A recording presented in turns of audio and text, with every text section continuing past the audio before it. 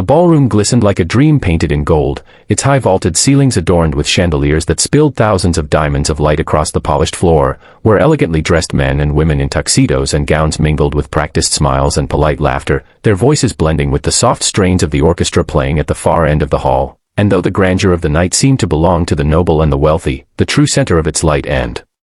warmth sat quietly near the middle of the hall, where Lady Eleanor Whitmore, draped in a gown of ivory silk that hugged her delicate frame, sat with grace in her wheelchair, her hair swept into a regal updo that gave her an aura of timeless dignity, and beside her on a carved gilded chair was little Amelia, her daughter, her cheeks flushed with joy as she clapped her tiny hands in rhythm to a silent tune only she seemed to hear, her red dress making her glow like a ruby among pearls, and in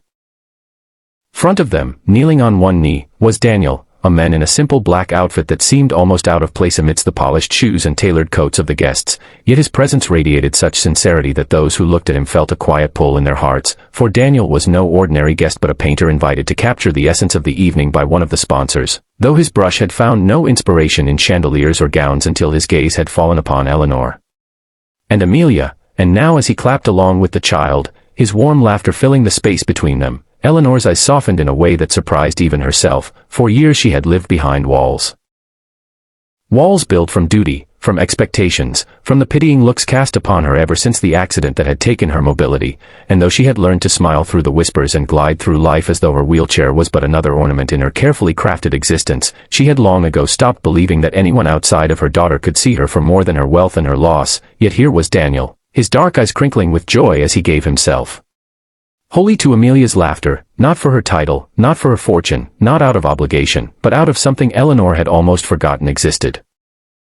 Pure, uncalculated kindness, and as she watched him, she felt a stirring within her that she had thought buried forever, a reminder that beneath the layers of silk and expectation, she was still a woman capable of feeling, of longing, of dreaming, and though she sat still, her heart began to move, beating with a rhythm she had not heard in years, but around them, the glittering crowd was not blind. And whispers began to ripple like hidden currents through the golden hall, some curious, some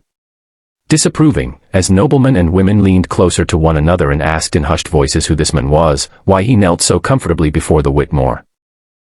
heiress and her daughter as though he belonged there, and what it could mean for the future of a family whose reputation had long been guarded like a crown jewel. Yet Eleanor ignored the weight of their stares, for in that moment she felt lighter than she had in years, lighter even than before the accident, because the light in Daniel's eyes reflected back the truth she had craved. That she was more than her chair, more than her title, more than her loss, and Amelia, oblivious to the world's scrutiny, continued to clap her hands with delight, her laughter ringing out like a melody that seemed to bless the moment with innocence, and Daniel, leaning closer, began to tell her a story, a simple tale about stars that painted the night sky and how one little star was brighter because it dared to shine differently, and though his words were meant for the child, Eleanor knew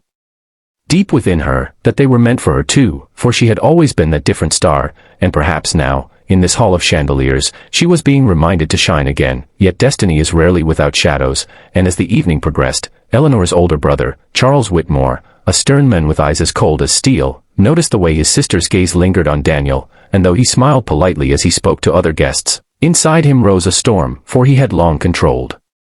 the Whitmore legacy, ensuring that Eleanor, despite her tragedy, remained a symbol of refinement untouched by scandal, and the sight of her softening toward a common painter filled him with dread and anger, for he knew what such a story could do if it spread beyond the ballroom, and as he excused himself from his circle of companions, his eyes fixed on Daniel with the kind of calculating focus that belonged to men who believed everything had a price, yet even as tension brewed in the shadows,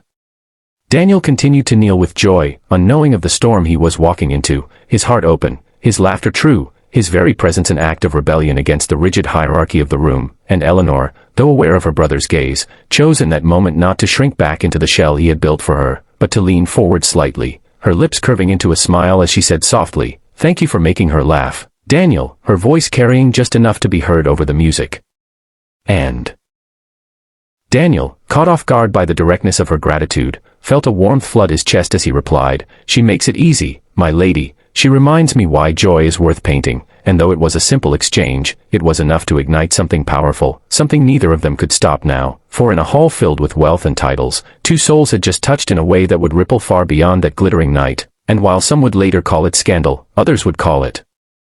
destiny, but for Eleanor and Daniel, it was something even more profound. It was the beginning of a love story that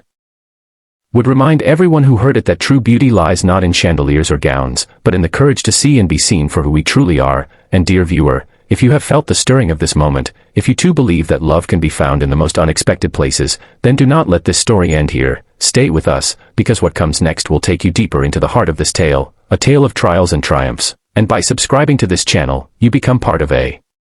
journey where every story is a window into hope, resilience, and the kind of magic the world needs more of. So press that button, join this family of dreamers, and let us walk together into Chapter 2 of Eleanor and Daniel's unforgettable journey.